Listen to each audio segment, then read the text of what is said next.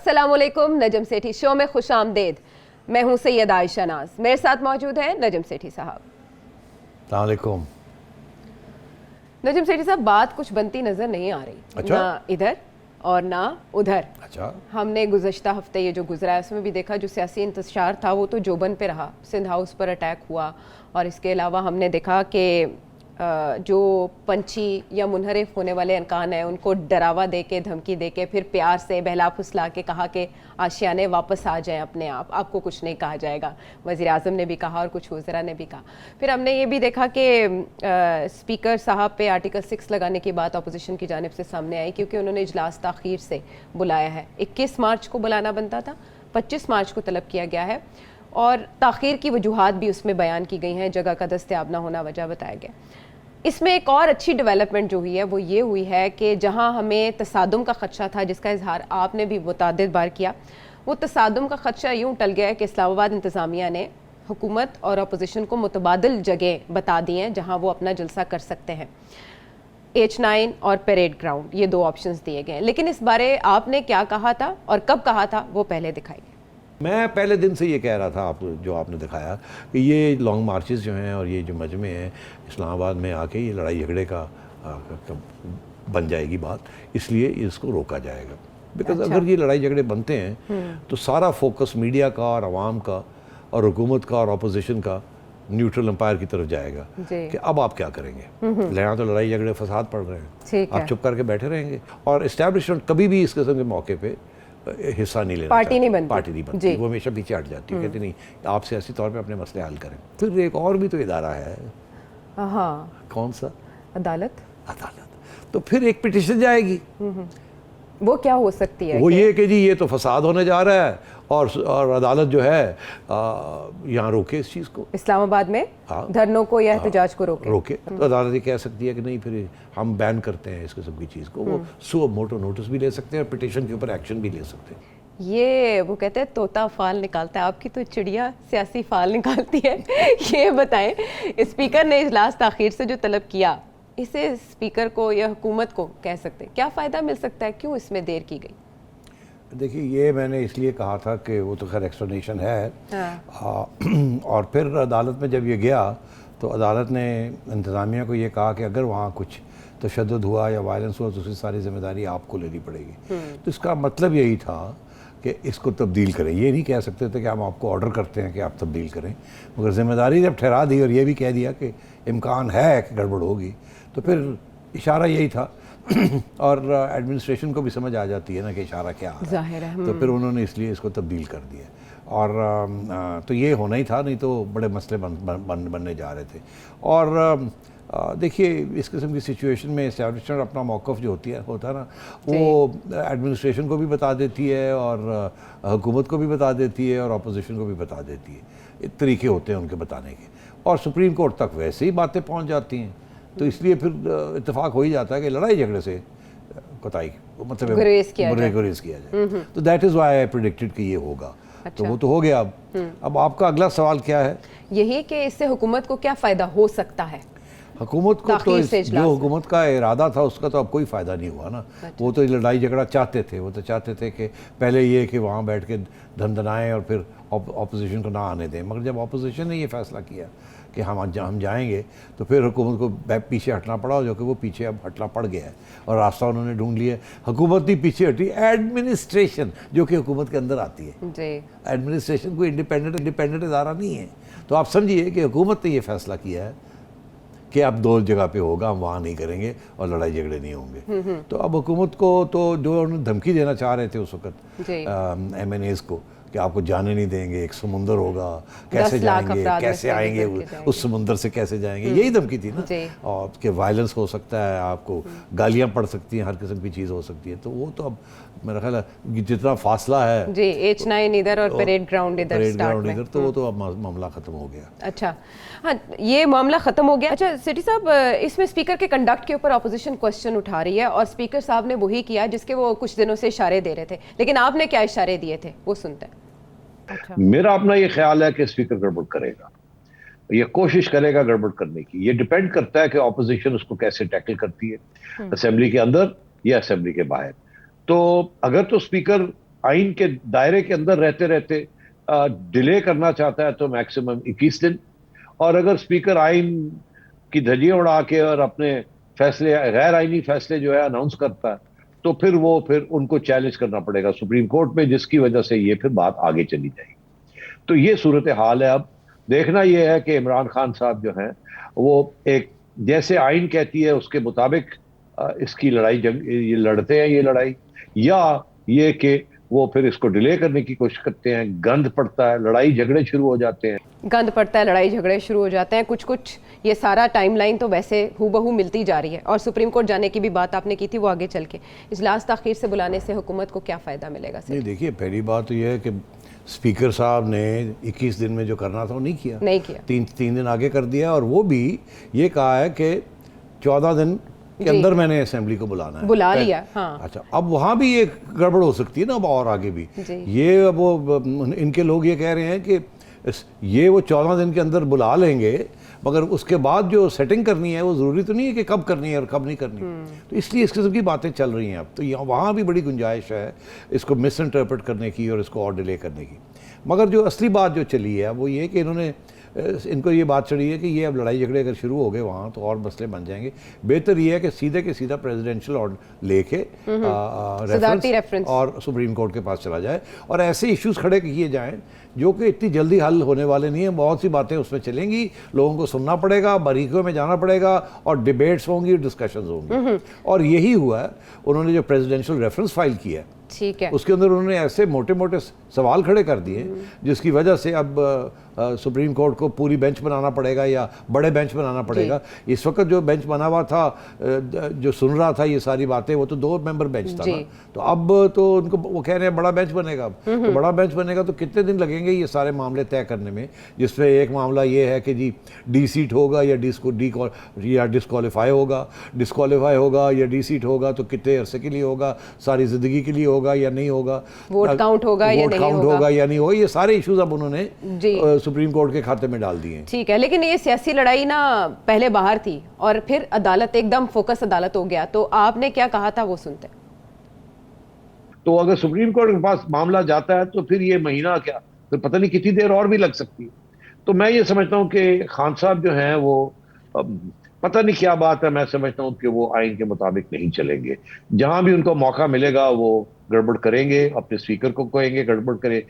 एक आइन, अगर ये इनको नजर आ रहा है कि ये हारने जा रहे हैं तो ये किसी न किसी चीज का सहारा लेके डिले करने की कोशिश करेंगे या निगेट करने की कोशिश करेंगे। डिले या निगेट से हुकूमत का प्लान क्या है? प्लान ये, लोग जो भागे हैं यहाँ से किसी से किसी उनको वापस लाया जाए, आ जाएंगे वापस। और पहला उसके प्लान, एक प्लान नहीं है, 2-3 प्लान हैं। अच्छा, ये गवर्नमेंट के प्लान हैं? हाँ, गवर्नमेंट के प्लान हैं। एक तो ये है कि जितना टाइम मिलेगा उतने टाइम के अंदर एक तो काउंटर प्रोपेगेंडा ऑपोजिशन के ख़िलाफ़, एक अपनी कारकर्दगी को बढ़ा चढ़ा के बात करनी, और खान साहब रैलीज एड्रेस करेंगे और अपना मौक़िफ़, अपना बयानिया जो है वो पेश करेंगे और ऑपोजिशन को गालियाँ देंगे और कोई ना कोई उनके ख़िलाफ़ नई इन्फॉर्मेशन निकालेंगे वगैरह वगैरह, उनको डिस्क्रेडिट करने की करेंगे। इसी तरीके के साथ इस्टेब्लिशमेंट के ऊपर प्रेशर डालेंगे। अब आपने देख लिया सोशल मीडिया के ज़रिए उन्होंने अब इस्टेब्लिशमेंट के ऊपर प्रेशर डालना शुरू कर दिया, और अभी उसके ऊपर भी डिस्कस करते हैं कि ये क्या कर उसके पीछे क्या है, उसके पीछे क्या है। और इसी तरीके के साथ पब्लिक ओपिनियन को चेंज करने की कोशिश करेंगे। और फाइनली ये कि वो जो इस्टेब्लिशमेंट के ऊपर जो प्रेशर डाल रहे हैं वो इसलिए डाल रहे हैं कि अपनी न्यूट्रलिटी को ख़त्म करें, हमारा साथ दें। और ये जो बयान आ रहे हैं ना कि फ़ौज और हमेशा हुकूमत के साथ ही होती है और साथ देना पड़ता है और आइन के मुताबिक ये है, ये सारा वही एक प्रेशर टैक्टिक्स है। और फिर ये भी बातें अब शुरू हो गई हैं कि जी ज़रूरी नहीं है कि सीनियर मोस्ट जो है उसी को प्रमोट किया जाए, एक मेरिट के ऊपर भी होता है, इस किस्म की बातें भी करनी शुरू। वज़ीर आज़म पाकिस्तान तो बड़ी फोकस्ड किस्म की 3-4 स्ट्रॉन्ग स्ट्रेटजी है। एक ऑपोजिशन को ये डिले किया जाए, डिले के अंदर टाइम गेन किया जाए, टाइम के साथ विल क्रिएट की जाए।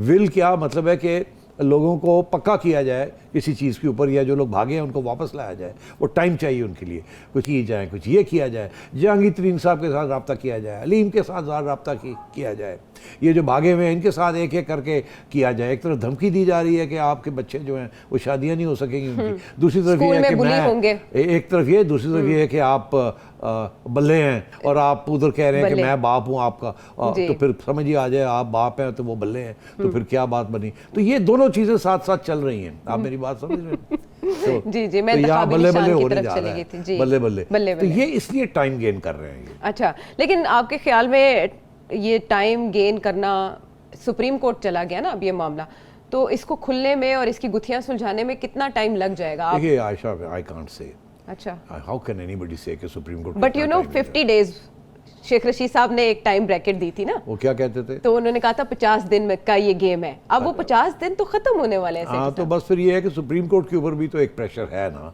कि इसको जल्दी निपटाया जाए, इसको देर ना की जाए।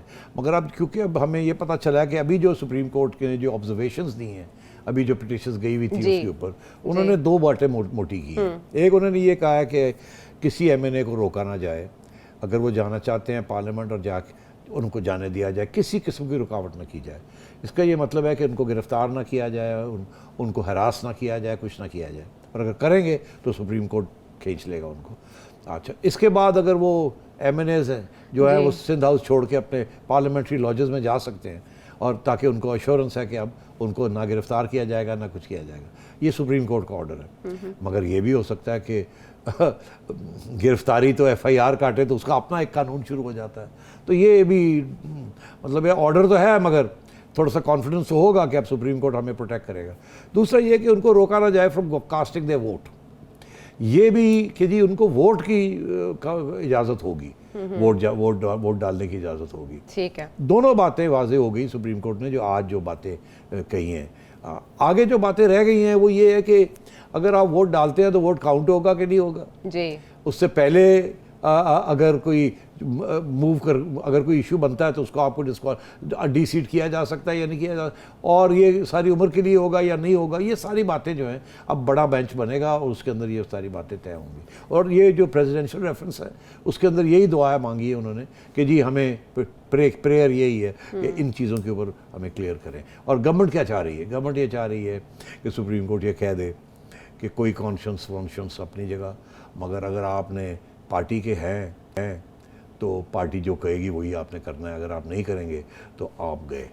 ठीक है, लेकिन इसमें कोई एक जज साहब ने कोई बयान भी कुछ उन्होंने कहा है कि आर्टिकल 95 के तहत, 95 के तहत, ये मुनीब अख्तर साहब है, जस्टिस मुनीब अख्तर साहब, उन्होंने कोई रिमार्क्स उन्होंने ये कहा है कि आर्टिकल 95 के तहत वोट सियासी जमात का होता है, जो इंडिविजुअल वोट है उसकी हैसियत नहीं है। यानी आप पार्टी में आ गए तो आप पार्टी डिसिप्लिन के पाबंद है। इससे तो हुकूमत बहुत खुश हुई है इस ऑब्जर्वेशन के बाद, इन रिमार्क्स के बाद। तो बज़ाहिर ऐसा दिखाई देता है कि इस तशरीह में वक्त लगेगा और बहुत सी चीज़ें क्लियर हो जाएंगी, लेकिन कामयाबी या नाकामी की सूरत में हुकूमत ने जो रेफरेंस भेजा है, मंजरनामा क्या बन सकता है आने वाले दिनों में? क्योंकि तहरीक अदम एतमाद पे तो असरअंदाज होगी ये जजमेंट। जी हाँ, टाइम है या अभी? बिल्कुल है टाइम। देखिए, दो तीन चीज़ें हो सकती हैं ना। एक तो सुप्रीम कोर्ट ये कह सकता है कि ठीक है, हम सारी उम्र के लिए, सारे जहां के लिए सब कुछ, हर किस्म की फ्लोर क्रॉसिंग, पहले बाद उसके दौरान सोच भी हो तो हम उसको ख़त्म करते हैं। जो बंदा पार्टी के फैसले के बाहर जाएगा वो फ़र्क है। वो जो है ना कि जी वो आप वोट कास्ट कर सकते हैं, वोट काउंट होगा, आपको डिसीट करने के लिए पार्टी जो सरबराह है वो फैसला करेगा। इस वक्त लिखा हुआ है कि अगर आपने पार्टी डिसिप्लिन वायलेट किया है जी, तो एज पार्टी हेड मैं चाहूँ तो आपको डिस्क्वालीफाई डिसीट कर सकता हूँ, मैं चाहूँ तो। और वो भी फिर एक रास्ता है, पहले आपको मौका दिया जाएगा डिफेंड करने का, फिर उसके बाद स्पीकर को कहा जाएगा कि नहीं बात मानते, ये डिफेंस इसका गलत है, फिर उस इलेक्शन कमीशन के पास जाएगा, आप अपना जाके केस वहाँ लड़ेंगे कि जी इनको डिसीट किया जाए, और वो आके कहेंगे नहीं जी मेरा मतलब ये था, मेरा मतलब ये नहीं था, और वो भी हवाले देंगे, फिर इलेक्शन कमीशन उनको डिसीट करेगा, फिर उसकी अपील होगी सुप्रीम कोर्ट, वो सारे का सारा ख़त्म हो जाएगा। फिर ये होगा, सीधी सी बात, सुप्रीम कोर्ट कहता है जी जैसे ही आप ये करेंगे you shall be deceited, you shall be deceited, हो जाएगा, not you may be but you shall be. फिर कोई गुंजाइश नहीं है। अच्छा, एक तो ये कह सकता है। दूसरा ये भी कह सकता है कि वोट कि तक नो, ये बात बनने की ज़रूरत नहीं है। आपने फ्लोर क्रॉसिंग कर दी, पब्लिक में कह दिया, हो गया वाजे, तो बस ख़त्म, यू फिनिश्ड। आपको अब जाने की भी ज़रूरत नहीं है आपका। मतलब हर स्टेज पे सुप्रीम कोर्ट जो है ना, एक्सट्रीम व्यू, जो मर्जी चाहे कर ले, ठीक। तो वो तो फिर इस किस्म की चीज़ भी कर सकते हैं। तो आप क्या कहेंगे उसके बाद कि आइन ये कहती थी, आइन वो कहेंगे जी आइन कहती थी, हमने इंटरप्रेट किया, it is our right to interpret. आप अपील करना चाहें हमारे फैसले के तो आप कर लें, एक दफ़ा फिर देख लेंगे, कोई नया पॉइंट होगा तो देख लेंगे। तो एक तो ये कि जो हुकूमत चाहती है, मगर बड़ी इंटरेस्टिंग बात यह है कि कुछ और फैसले भी सुप्रीम कोर्ट कह सकता है। सुप्रीम कोर्ट ये कह सकता है, जैसे उन्होंने कहा कि आपको रोका नहीं जाएगा टू वोट, तो इसका ये मतलब है कि किसी सूरत में भी आपको रोका नहीं जाएगा, या कोई ऐसी सूरत है जिसमें आपको रोक भी सकते हैं, जो आजकल हो रहा है। गवर्नमेंट तो ये चाहती है ना इनको रोका जाए, तो सुप्रीम कोर्ट ये भी कह सकता है कि आप ऑलरेडी आपने फ्लो क्रॉस कर लिया, आपने अपने इरादे जो है जाहिर कर दिए, पब्लिक में आके आपने बता दिए हैं, आप जाके बैठ भी गए हैं हुकूमत के बेंचेस के ऑपोजिशन के साथ, तो अब रह क्या गया है, तो इसलिए आपको वोट की इजाज़त नहीं होगी, ठीक। और आपको डिसीट भी इसी स्टेज के ऊपर, अगर वो चाहें तो कर दें, ना चाहें तो ना करें, या तो ये बड़े इसके परमिटेशन कॉम्बिनेशन है। मगर सबसे इम्पॉर्टेंट बात यह है कि और सुप्रीम कोर्ट ये भी कह सकता है, जो मेरा ख्याल है इस वक्त जो वकला हजरात के साथ जो बात की है, आइन बड़ा क्लियर है जी। अब सुप्रीम कोर्ट अगर आइन के ख़िलाफ़ कोई फैसला करता है तो वो फिर इंटरप्रिटेशन के ऊपर है कि नहीं आइन का ये मतलब ये था और इसका ये था और इसका वो था, या हम थोड़ी आगे बढ़ते हैं, आप इसको ये चीज़ करते हैं।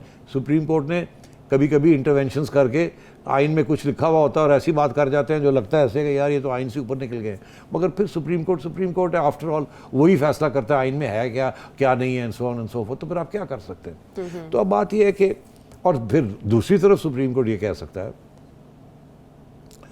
कि कॉन्शियंस, ज़मीर बहुत इम्पॉर्टेंट है दुनिया के अंदर।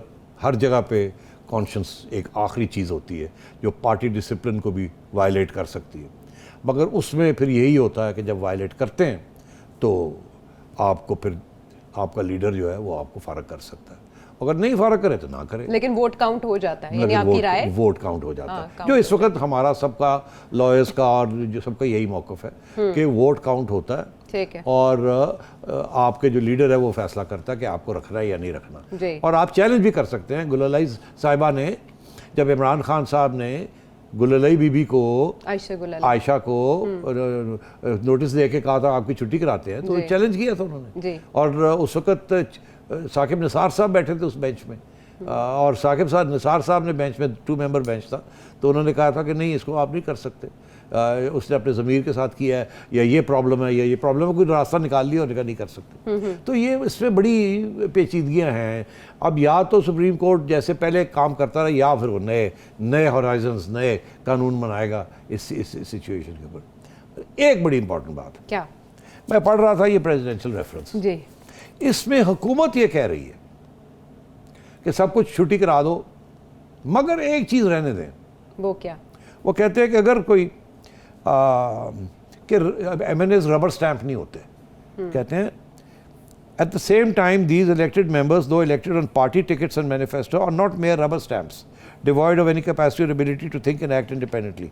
मतलब है कि ठीक है अंडर आन डिसिप्लिन है, मगर वो रबर स्टैंप नहीं है, उनकी ज़मीर है। पहली बात तो ये कहते हैं, रेफरेंस में खुद ही कह रहे हैं, हाँ रेफरेंस में खुद कह रहे हैं, मानते हैं कि ज़मीर है। कहते हैं तो इसका ये मतलब है अगर आप ज़मीर के मुताबिक वो वोट करते हैं तो फिर उसका ये है कि वो पार्टी से मेंबरशिप से रिज़ाइन करें और उसके बाद असेंबली से भी रिज़ाइन करें और नए इलेक्शन में जाके दोबारा इलेक्शन लड़के आए, जिसके मर्जी टिकट पे आए। तो इसका सिनेरियो क्या बन सकता है? तो ये बड़ी इंटरेस्टिंग, उन्होंने खुद कंसीड कर दिया। ठीक है, लेकिन इस सूरत में क्या मंजरनामा बन सकता है, इस पे आपकी राय लेंगे। हमें ब्रेक का कहा जा रहा है, वापस आते हैं ब्रेक के बाद।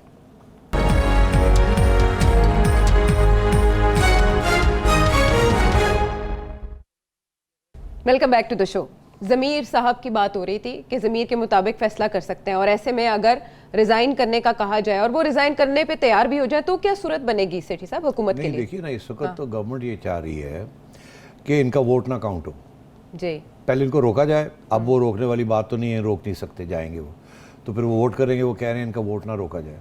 दूसरा वो ये कह रहे हैं कि सॉरी वोट ना काउंट हो। दूसरा ये कह रहे हैं कि उसके बाद इनकी डिस्क्वालिफिकेशन फॉर लाइफ हो।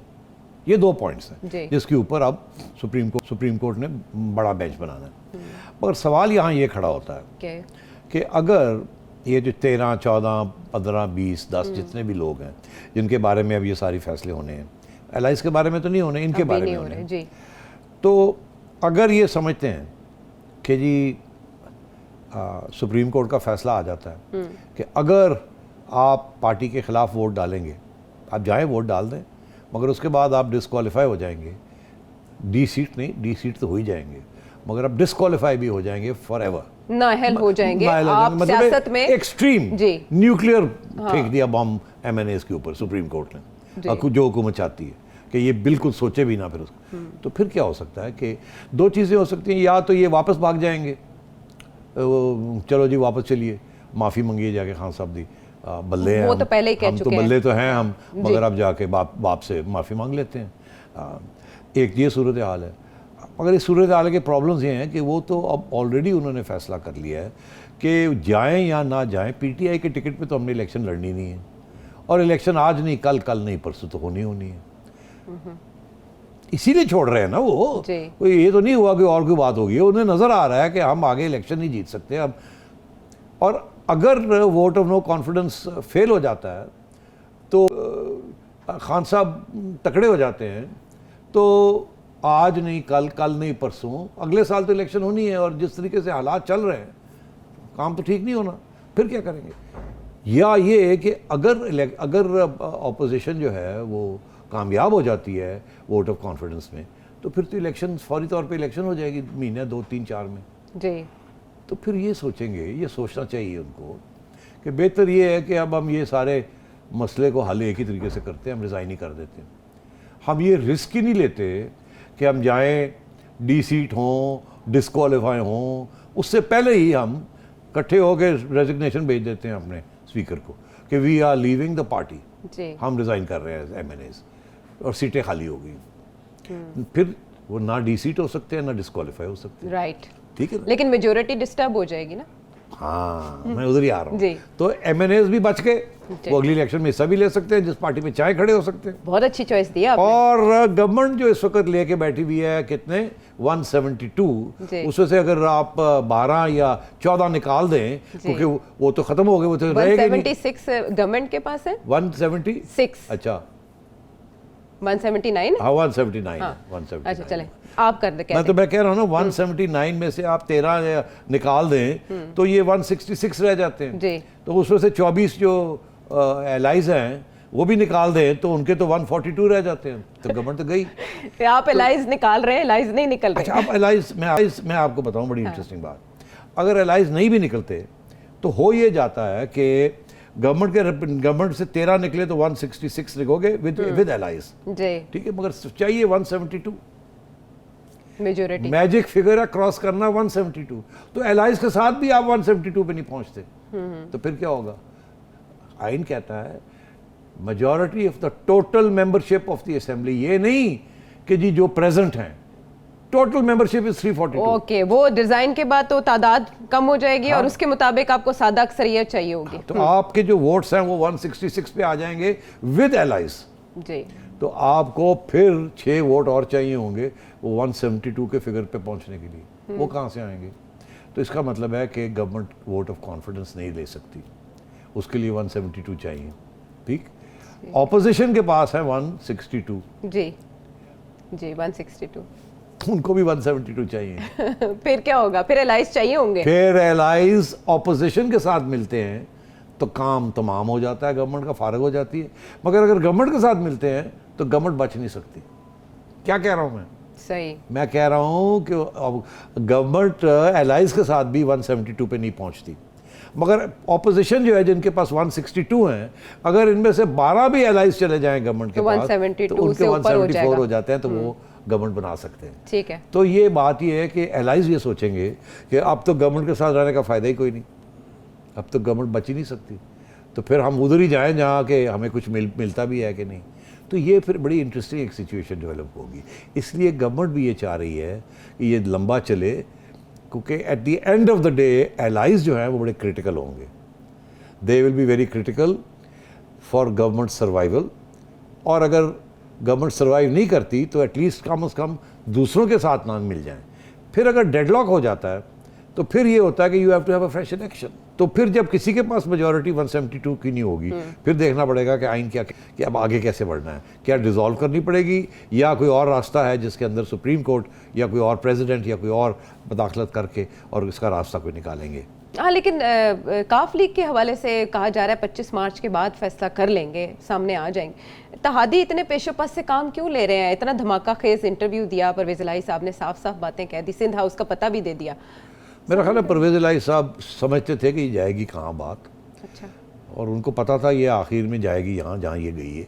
अगर मुझे पता था तो उनको भी पता था।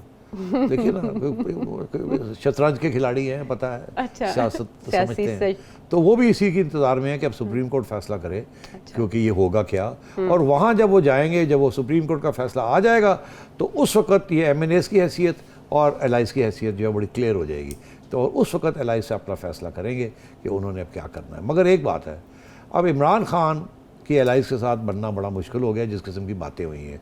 इसी तरीके के साथ ये जो MNAs हैं, ये अगर वापस जाएंगे तो खान साहब ने इनको ठीक ठाक खड़काना है, इसको छोड़ना नहीं है। खान साहब तो है, आपको पता है, इंतकामी कार्रवाई करते हैं, वो बाप के लिए बात और चंडा मारेंगे इन्होंने, उल्टा टंग देंगे इन्होंने, इनको भी समझ आ जाएगी कि क्या हुआ क्या नहीं हुआ। अच्छा। और तो मैं ये समझता हूँ कि इवेंचुअली ये जो बात है ये गवर्नमेंट बच नहीं सकेगी। I want to say that again.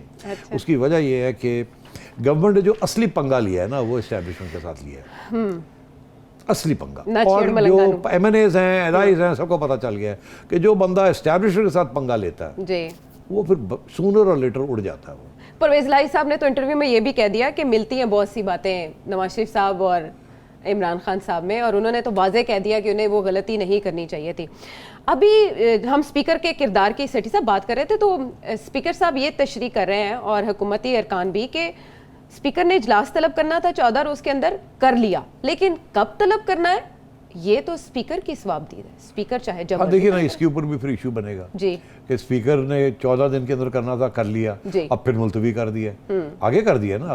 अब वो कब कॉल करते हैं, मौका देते हैं जी, से 1 महीने के लिए वो नहीं कॉल करते।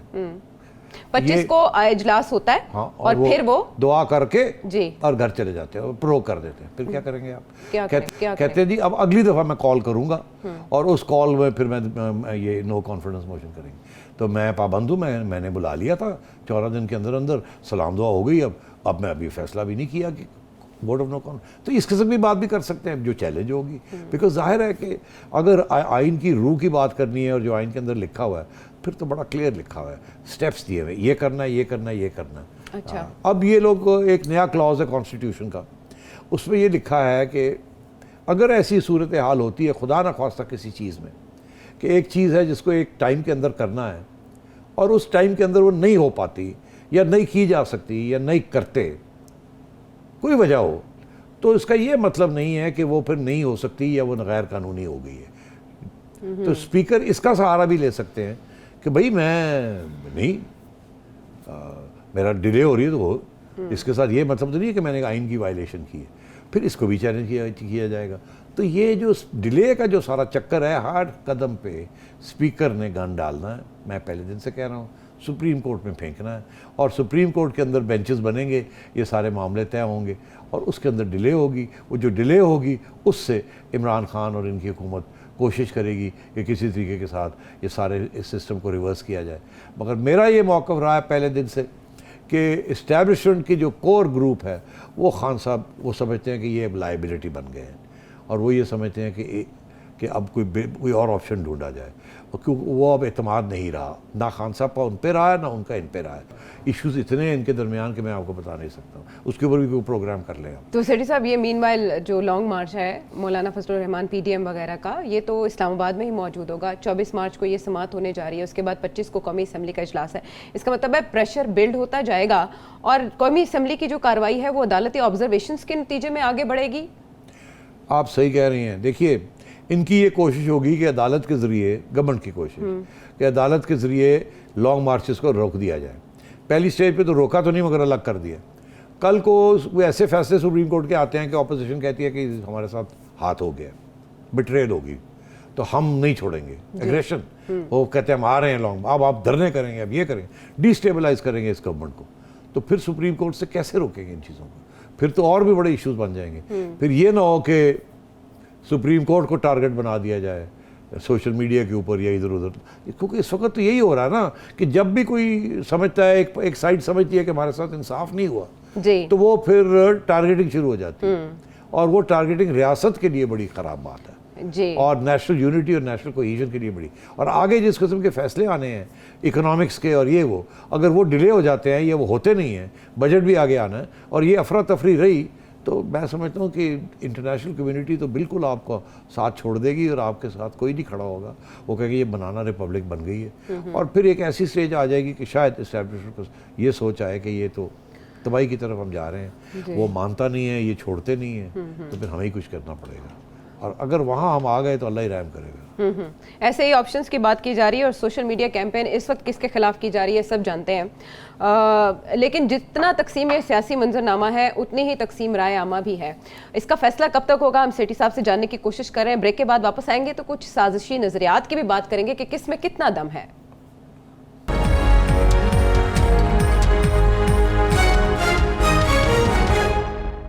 Welcome back to the show. अब जब इतना महाज गर्म है तो हर कोई अपने अपने नजरियात सामने रख रहा फैला रहा है, बाकायदा लिस्ट आ गई है, नई हुकूमत का ये मंजरनामा होगा, ये खाका होगा, फिर किसी अपॉइंटमेंट की भी बातें हो रही हैं, फिर किसी पुराने खिलाड़ी की नई पार्टी ज्वाइन करने की भी बातें हो रही है। ये कौन फैला रहा है सेठी साहब?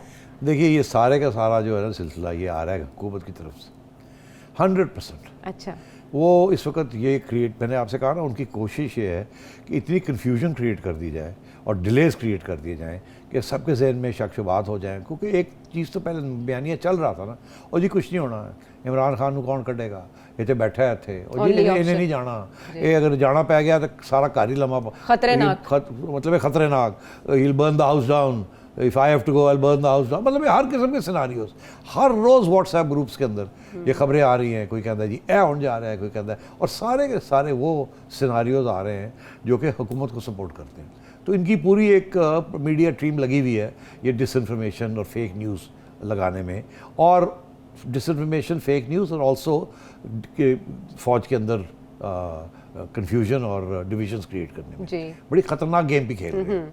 एक तरफ प्रोपेगेंडा की गेम है, दूसरी तरफ दूसरी गेम भी है।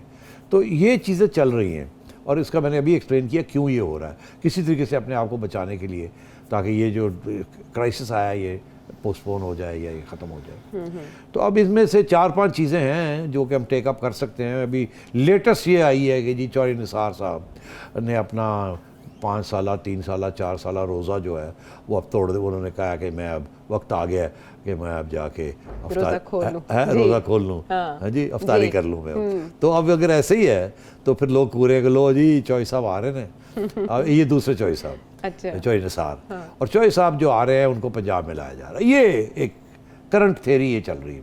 और ये भी कुछ लोग कह रहे थे कि जी चौधरी साहब आ रहे हैं 27 तारीख को, वो इमरान खान साहब के साथ खड़े होंगे वहाँ कंटेनर पे ये डी चौक, और वो ज्वाइन करेंगे पीटीआई को। ठीक, अब मेरा इसमें 2-3 सवाल हैं इन साथियों को जो कि ये कंस्पिरेसी थेरीज। अब चौधरी साहब ने खुद कह दिया है, चौधरी निसार ने, कि मैं अफ्तारी करने जा रहा हूँ। इसका मतलब है कि वो सीरियसली सोच रहे हैं कि वापस सियासत में आए।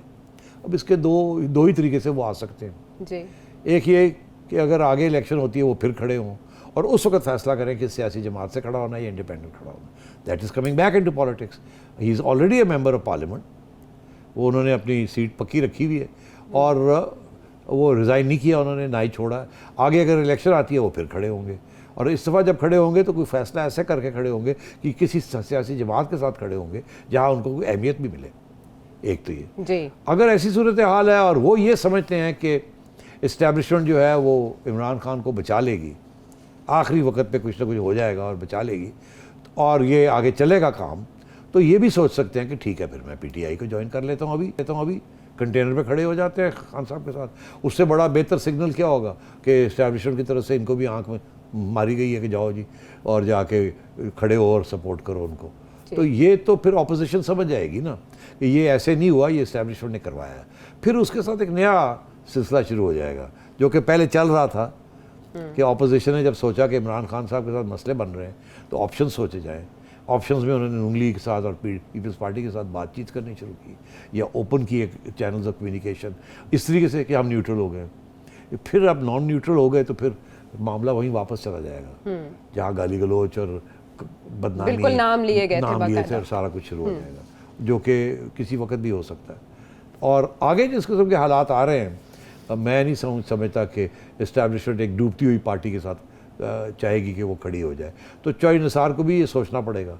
मगर जाहिर है अगर उनको ये पता चलता है कि इस्टेब्लिशमेंट साथ है इमरान खान के और अभी ये गेम प्लेइंग हो रही थी, तो हो सकता है वो फैसला करें कि ठीक है। मगर बात यह है कि उनको पंजाब कैसे मिलेगा, मेरे लिए तो ये सवाल है। चॉइस साहब अगर आएंगे तो क्या उनको ये वादा मिलेगा आपको पंजाब देते हैं? पंजाब नहीं उनको मिल सकता, मैं आपको बता दूं, सीधी सी बात है। पंजाब मिलने के लिए चौधरी साहब को अलग करना पड़ेगा, परवेज लाई को, इनका जो ग्रुप है ना उनको अलग करना पड़ेगा पंजाब से। अच्छा, अगर वो अलग नहीं होंगे तो चौधरी निसार कैसे बनेंगे? चौधरी परवेज लाई का मौका बड़ा सिंपल रहा है कि जी या बुज़ार रहेगा, अगर बुज़ार जाता तो हम आएंगे। ये नहीं होगा कि बुज़ार जाए और कोई और आ जाए, बिकॉज एक स्टेक्स है ना। बुज़ार तो कमज़ोर आदमी है, चौधरी साहब अपने बहुत से काम वाम करा लेते हैं। अब एक वो तलवार, चौधरी साहब की तलवार, परवेज लाई और चौधरी निसार की 2 तलवारें हैं, ये 2 एक उसके अंदर नयाम में नहीं रह सकती जी। तो फिर अगर निसार को लगा चीफ मिनिस्टर, तो उसमें सारी की सारी वोट इनको दिलवाना है, तो चौधरी परवेज लाई हट जाएंगे इनसे, वो चले जाएंगे ऑपोजिशन के साथ। ऑपोजिशन के साथ जिस दिन चौधरी परवेज लाई जाते हैं तो उस दिन फिर यहाँ गड़बड़ हो जाएगी, तो वो तो उनकी हुकूमत बन जाएगी, ऑपोजिशन की हुकूमत बन जाएगी, क्योंकि वो थोड़े बहुत जहांगीर तरीन से इधर उधर इकट्ठे हुए और वो गए। वो क्यों नहीं फैसला कर पा रहे? वो क्यों नहीं फैसला कर पा रहे? जहांगीर तरीन साहब कब अपने कार्ड शो करेंगे? मेरा ख्याल है वो भी बैठे हुए। देखिए ना, इस वक्त अब ये सुप्रीम कोर्ट में चला गया ना, सारे देख रहे हैं कि इस वक्त यहाँ क्या फैसला आता है। उससे ये देखेंगे कि सुप्रीम कोर्ट को तो ये फैसला क्यों आया। ठीक है सर, फिर अपने बाद इशारों की जुबान फिर वो अपने फैसले करेंगे इसके बाद। लेट्स लीव इट देयर, ठीक है ना। और उसके बाद एस्टैब्लिशर का रोल भी पता चल जाएगा, सुप्रीम कोर्ट का रोल भी पता चल जाएगा, ऑपोजिशन का रोल भी पता चल जाएगा, एलाइंस का भी रोल सब सामने आ जाएगा। जाहिर आइन के मुताबिक मुल्क काम कर रहा है, तो आइन की तशरीह सुप्रीम कोर्ट से होगी और सब आइन के ताबे हैं जी। तो फिर ये देखेंगे आप इधर उधर जो। हाँ बिल्कुल ऐसे ही। तो इसलिए देखते चले, अभी तो गेम चलनी है। अच्छा, बड़े प्लेयर्स की तो क्लैरिटी आ गई। मगर मैं एक बात पे मैं वाज़े तौर पे अटा हुआ हूँ, जैसे ना अटक गया हूँ कि खान साहब सरवाइव नहीं कर सकते। ओके सेठी साहब, नहीं कर सकते। जब धरने शुरू हुए थे नवाज शरीफ साहब के खिलाफ जी, तो उसके पीछे पूरा इस्टेब्लिशमेंट थी जी, और वो उन्होंने पूरी कोशिश की नवाज शरीफ साहब को निकालने की, और वो नाकाम हो गए।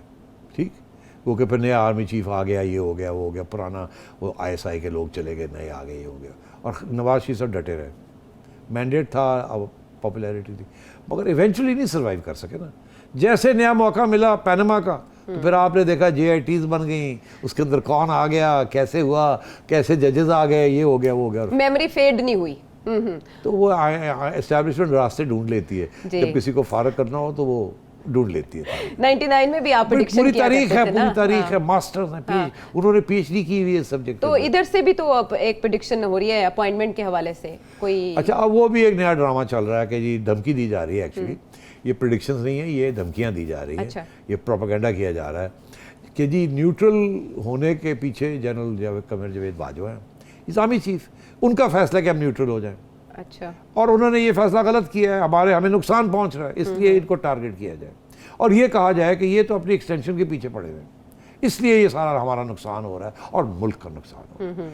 तो मेरा पहले दिन से ये मौक़िफ़ है कि एक्सटेंशन की बात ही नहीं है। मैंने एक दफ़ा नहीं बहुत दफ़ा ये कहा है कि जनरल कमर जावेद बाजवा की एक्सटेंशन का इशू नहीं है, वो एक्सटेंशन नहीं लेना चाहते और ना ही वो लेंगे, ये मैं आपको बता दूं। अच्छा, लेंगे भी नहीं? बिल्कुल कोई उनका इंटरेस्ट नहीं है। अच्छा, एक्सटेंशन की बात नहीं है। ठीक है, कौन सी ज़रब है और वो कहाँ जाके लग रही है, इसका सेठी साहब ने जो बगौर है, इन डेप्थ है, वो तज्जिया सामने रखा। सूरत हाल है क्या, आने वाले दिनों में अनवेल तो होती जाएगी, लेकिन सेठी साहब से हम इशारे जानते रहेंगे और उनको इंटरप्रेट भी कराते रहेंगे। एक जाते जाते एक मिनट है कि नहीं कह दे आप कुछ भी कह दें। देखिए कुछ लोग कह रहे हैं और जिम्मेदार लोग कह रहे हैं, मैं नहीं कह रहा, जिम्मेदार हैं, तो इसलिए मैंने कहा कि वो बता दिया जाए कि एस्टैब्लिशमेंट की तरफ से खान साहब को ये भी कह दिया गया है कि आप कोई बड़े फैसले ना करें इस वक्त जिस किस्म की सिचुएशन बनी हुई है, और कोई कॉन्फ्लिक्ट ना हो जाए। और प्रेसिडेंट साहब के साथ भी बैठ के पहले यही तय पाया था कि इस चीज़ को कैंसिल करें, ये क्लैश जो होगी प्रॉब्लम बन जाएगा हमारे लिए। मैंने आपको वो जो बड़ों की मुलाकात हुई थी, इसलिए फिर ये रास्ता ढूंढा गया सुप्रीम कोर्ट के जरिए उधर उनसे करवा लिया जाए। ठीक तो है। इसी तरीके के साथ उनको ये भी कह दिया और कोई बड़े फैसले ना करें जिसके साथ मसला बन सकता ठीक है। ये आज हमारे कुछ ऐसे जर्नलिस्ट दोस्त हैं जो कि वो भी अंदर से प्लग्ड इन है, उनको भी कुछ खबरें मिलती हैं। Inside stories. हाँ, तो मैं अपने मुंह से ये नहीं कहना चाहता मैं बहुत कुछ कह दिया तो किसी और के मुंह से ये कहलवा ठीक देते है, हैं। और ये बातें जुबान ज़दे आम है सेठी हाँ साहब, भाई। लेकिन वो ये है कि उस पर क्लैरिटी चाहिए हाँ, होती है अगर हमारे आप कुछ व्यूवर्स कह को। भी सकते हैं और कुछ नहीं भी कह कुछ सकते। कह भी दिया और कह भी गए और कुछ कहते कहते रह भी गए। बहरहाल वो आप बल्ले वाली बात ना भूलिएगा। नहीं वो बल्ले मैं बल्ले हो पुलिस साहब गए। को कहूंगी कि वो जरूर लगाएं, क्योंकि पीटीआई का इंतखाबी निशान है। बहरहाल आने वाले दिनों में क्या सूरत हाल होती है ये पर्दा उठाते रहेंगे सेठी साहब। आप उनसे मजीद जानना चाहें तो अपना सवाल भेजिए, फीडबैक भी दीजिए। अगले प्रोग्राम तक के लिए अल्लाह हाफिज़।